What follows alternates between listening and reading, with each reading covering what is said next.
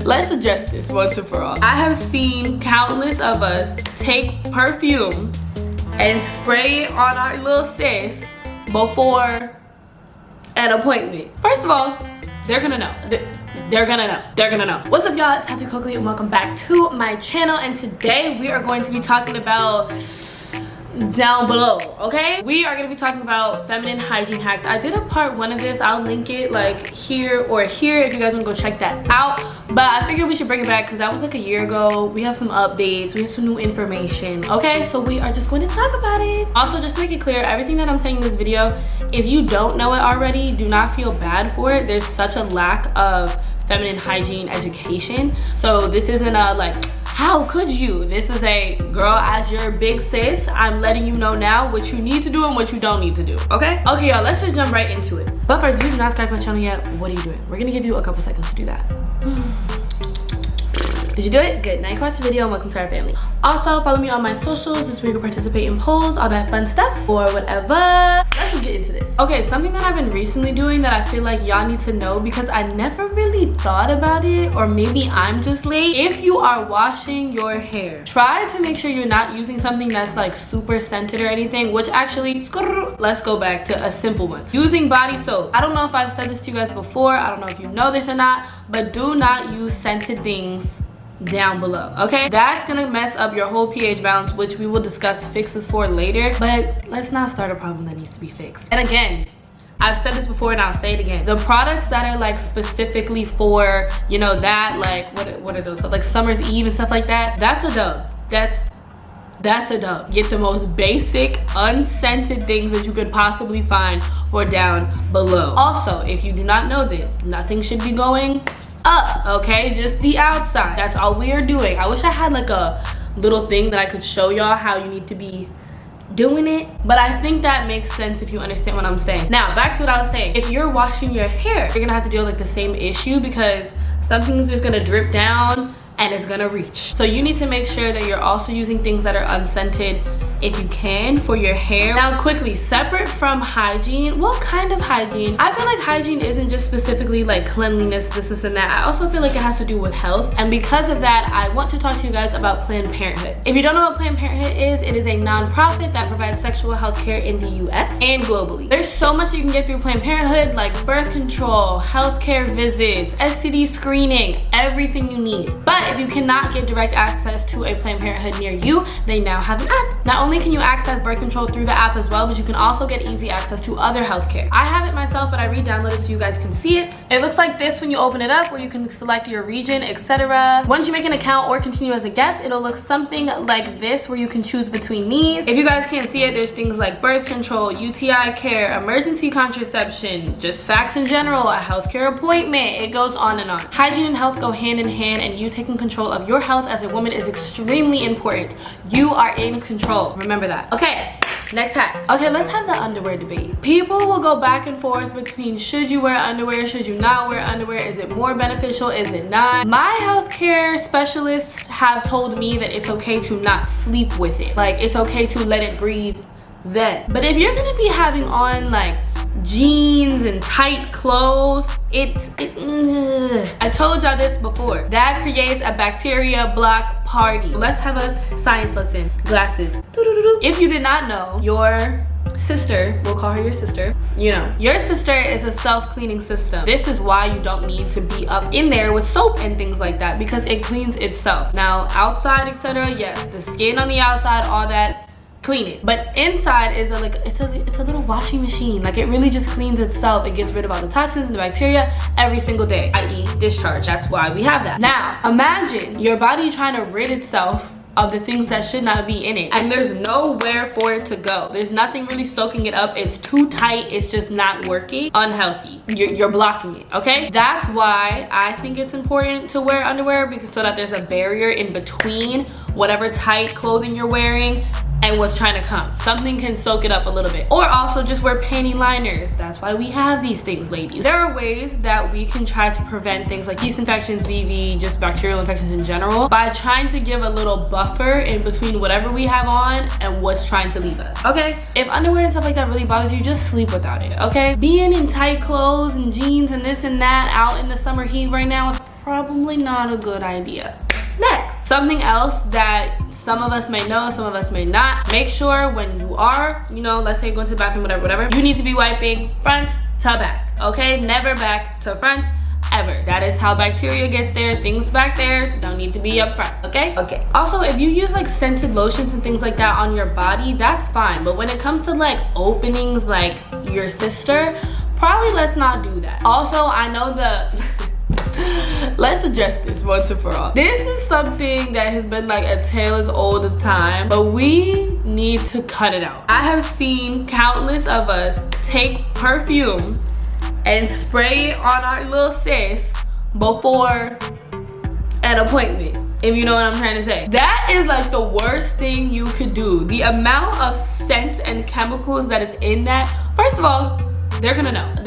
They're gonna know. They're gonna know. If they're any type of an adult at all, they're going to know, little sisters don't smell like vanilla bean. You know what I mean? Like, no. They're going to know. Therefore, let's not even play yourself by doing that, okay?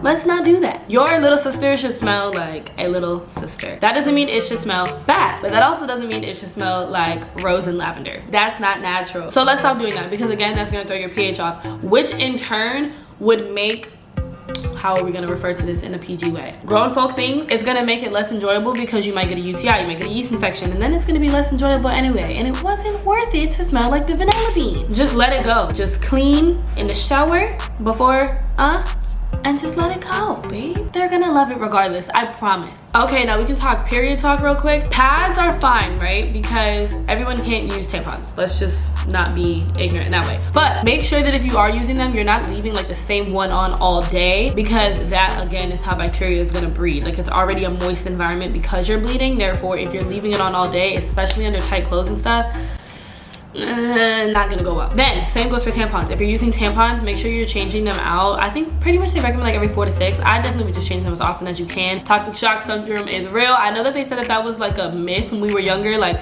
now we're like, oh, toxic shock, that's a myth. No, it's not. It happens. And even past toxic shock, leaving a moist tampon in all day, again, bacteria breeding ground. Also, be careful not to pull your tampon out too soon, because if you're pulling it out dry like that, it could micro tear inside you, and then again, bacteria infection.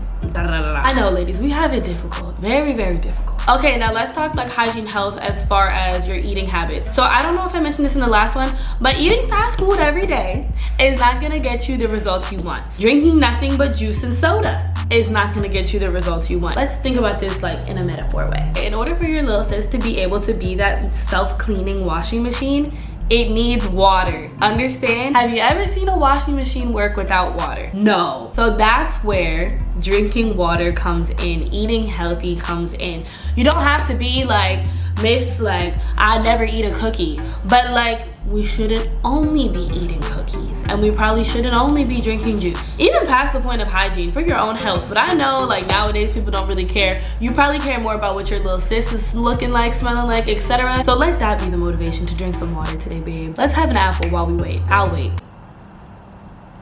Did you get it? All right. Also, let's jump back to underwear really quickly. Make sure you guys are using like cotton, not silk, or like any other type of material, because the cotton will be the most absorbent. Okay, big one. If you keep dealing with like recurrent BV, which is bacterial vaginosis, if you have that, yeast infections, like if you have recurrent things like that and nothing that your doctor is doing is working, talk to your healthcare provider about boric acid suppositories. I don't know if you guys have seen this on TikTok, this and that. They've been around forever. Basically, a suppository, do not eat it. You will be down for the count, okay? The suppository you're gonna put inside, I'm pretty sure the ones that I know of, you can use like once or twice a day, and that's gonna help your body do that washing machine mechanism. That's gonna get you right back to the pH that you need to be at. Also, like sometimes, depending on how sensitive you are down there, it could be like irritating or this and that, but that's a great alternative if you don't want to use medication or things like that, or whatever you and your healthcare provider have been doing haven't been working. You might be tired of going to the healthcare provider. This is also another option. You can get them at Target, CVS, online on Amazon, all of that. If you guys want to talk more about that, let me know in the comments. Again, probiotics, also very good to keep your self-cleaning system going. If you are going to take probiotics, now those you can't put in your mouth, those you could swallow.